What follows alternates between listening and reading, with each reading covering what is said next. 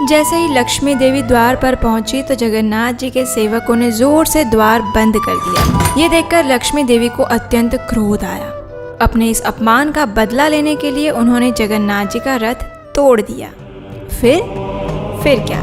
वही हुआ जो हमेशा होता आया है। चलिए देखते हैं।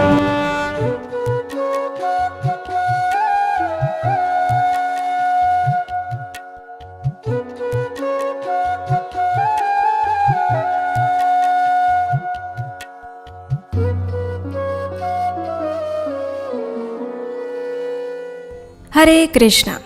रथ यात्रा के पिछले भाग में हमने देखा कि बीमारी से स्वस्थ होने के बाद जगन्नाथ जी अपने बड़े भैया बलराम जी और सुभद्रा जी के साथ नगर भ्रमण करने जाने का निर्णय करते हैं। उसके लिए वे लक्ष्मी देवी से आज्ञा भी मांगते हैं और 2 दिन में वापस आने का वचन देकर अपनी मौसी माँ गुंडीचा के घर पहुँच जाते हैं। 2 दिन पूरे हो चुके हैं, लेकिन अभी तक जगन्नाथ जी के वापस आने की कोई खबर नहीं है। लक्ष्मी देवी बार बार द्वार पर जाकर प्रतीक्षा कर रही है, लेकिन ना तो जगन्नाथ जी दिख रहे हैं और ना ही उनके कोई सेवक। 3 दिन बीत गए और अब 4 दिन पूरे हो गए हैं। लक्ष्मी जी के धैर्य का बांध अब टूट रहा है। ना तो जगन्नाथ जी आ रहे हैं और ना ही उनके आने की कोई सूचना सुनाई दे रही है। बार बार लक्ष्मी देवी अपने सेवकों को बुलाकर पूछती है, क्या स्वामी श्री मंदिर में आ गए, या फिर क्या उनका कोई सेवक उनके आगमन का समाचार लेकर आया है क्या? देखना जरा।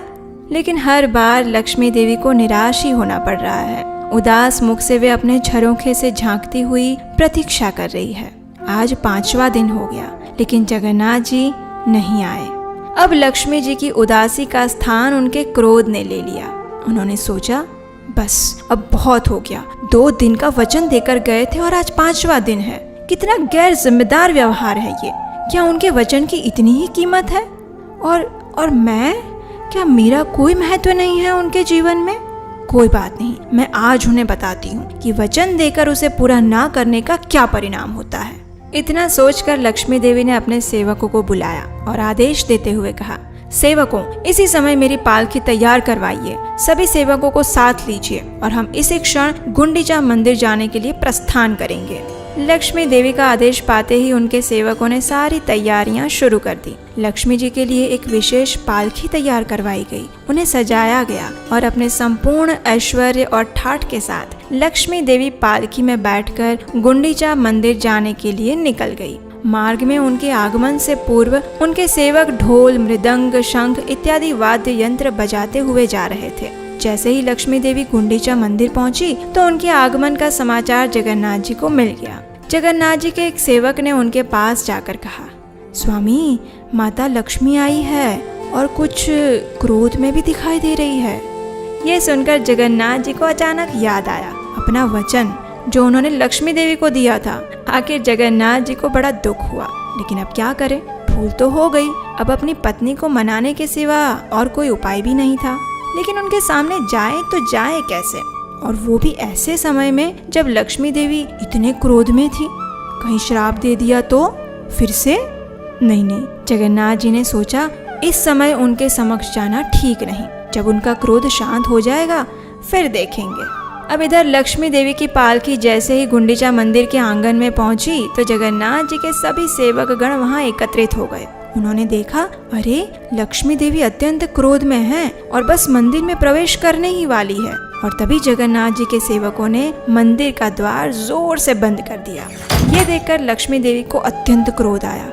उन्होंने सोचा, स्वामी, आप यहाँ मेरे बिना ही अपने बड़े भैया और बहन सुभद्रा के साथ बड़े सुखपूर्वक रह रहे हैं। आपने मुझे वचन दिया था कि आप 2 दिन में वापस आ जाएंगे, लेकिन आज 5 दिन हो गए हैं और आपको इस बात का थोड़ा भी विचार नहीं आ रहा है कि मैं आपकी प्रतीक्षा कर रही होंगी।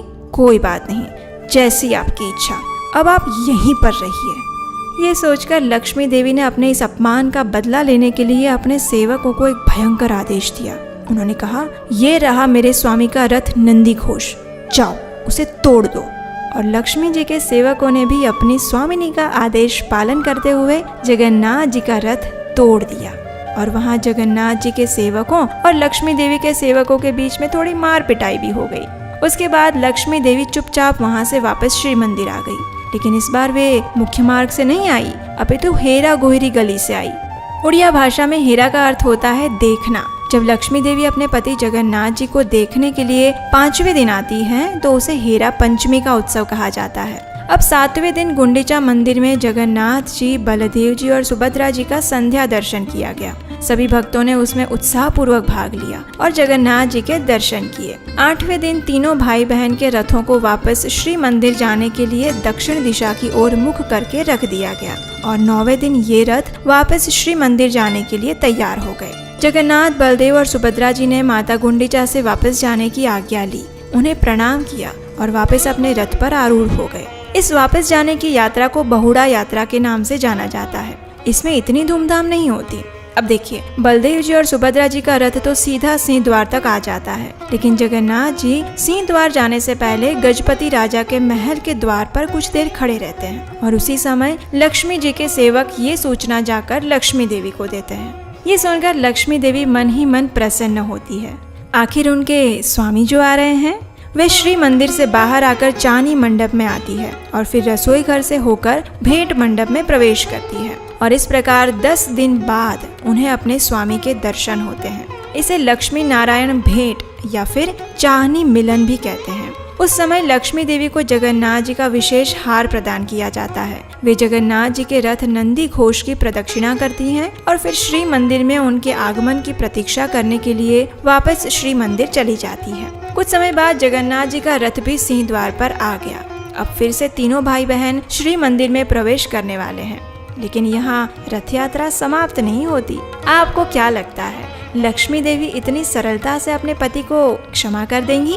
जी नहीं, बलदेव जी और सुभद्रा मैया को तो सीधा श्री मंदिर में प्रवेश मिल जाता है, लेकिन हमारे प्यारे जगन्नाथ जी बाहर ही फंस जाते हैं। लक्ष्मी जी के आदेश से उन्हें प्रवेश करने के लिए मना कर दिया जाता है। जगन्नाथ जी हाथ जोड़कर लक्ष्मी देवी से प्रार्थना करते हैं। उनके सेवक भी क्षमा याचना करते हैं, लेकिन लक्ष्मी देवी नहीं मानती। आखिर थक हार कर जगन्नाथ जी लक्ष्मी देवी को प्रसन्न करने के लिए बड़े बड़े रसगुल्ले और फूलों की माला लेकर उनके पास आते हैं, उनसे क्षमा याचना करते हैं और तब जाकर लक्ष्मी देवी प्रसन्न होती है।